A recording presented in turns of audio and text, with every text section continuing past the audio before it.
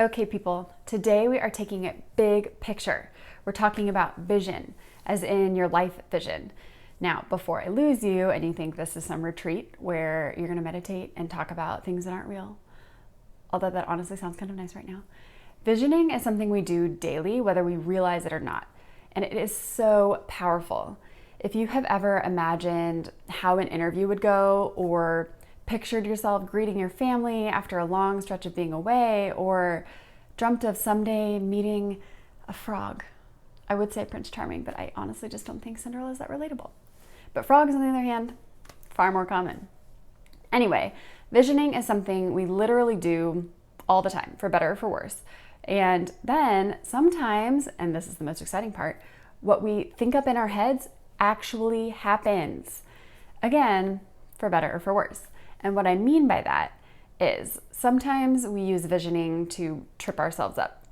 For example, we think of our first day on the job and we just know we're going to make complete fools of ourselves and embarrass ourselves in front of our new colleagues. And lo and behold, we end up spilling coffee all over ourselves and stuttering through introductions.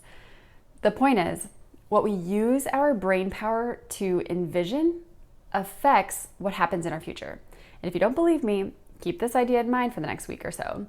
And notice where you picture yourself in the future and then see how it comes to fruition. You may think of what you're going to wear tomorrow, and then in the morning, you put it on. Or you may think of what you want for dinner, and then on the way home from your home office, you stop and get what you need from the kitchen, and you make that exact meal. You may think of what you want to tell a friend, and then you actually do. Like I said, powerful. Now, you may be thinking, okay, well, of course this works if you're going to keep it so small. But the reality is this works on a larger scale too, just not as quickly. You may have imagined yourself graduating from college. Your whole family is there to celebrate you, and that notion is actually what motivated you to complete your degree. Or you may have dreamed of living in a big city with a big kid job and big kid bills. And then one day, here you are, all grown up and doing the darn thing. Now, you may be saying, okay. Part of that is true, but it didn't happen exactly how I pictured it. And to you, I would say, well, visioning is not quite the same as being psychic. It does, however, influence your decision in favor of the outcomes you want. And there's a whole bunch of ways that your vision can change and adapt over time. But the important thing is that you have one. So my challenge for you today is to spend 15 minutes thinking through who, what, where you want to be. Sometimes we get stuck here because it's hard envisioning ourselves in the future. So I'm not going to pick a specific timeline. I would just pick a timeline that works for you. It could be 1 year, 5 years, 10 years, 25 years, whatever. And be specific. What do you look like? How do you spend your time? Where in the world are you, Carmen Sandiego? What do you want your life to look like? Who is there with you? What is your daily schedule? How do you feel? What do you want to be known for? Sometimes it helps to think of who, what, where we're not as a means of answering all of those questions. I know I said 15 minutes, but the first time I did this, it took me a year. I honestly don't know. I literally tried to get my best friend, shout out to Michelle, and my husband and my sister to answer the questions for me. I was in a funk and I had achieved all of the goals that I had set out since graduating from college.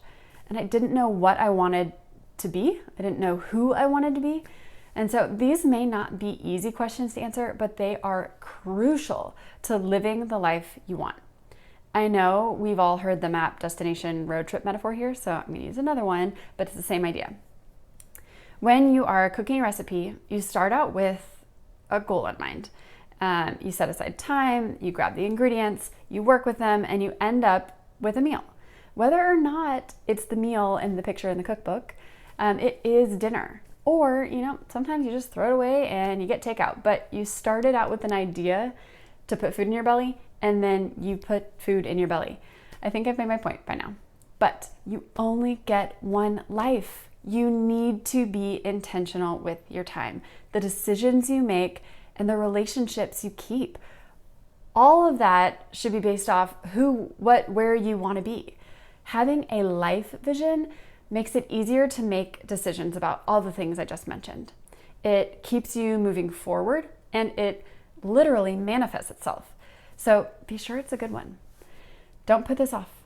Your life is waiting. Do it. Rewatch this video if you need to. Write down your life vision.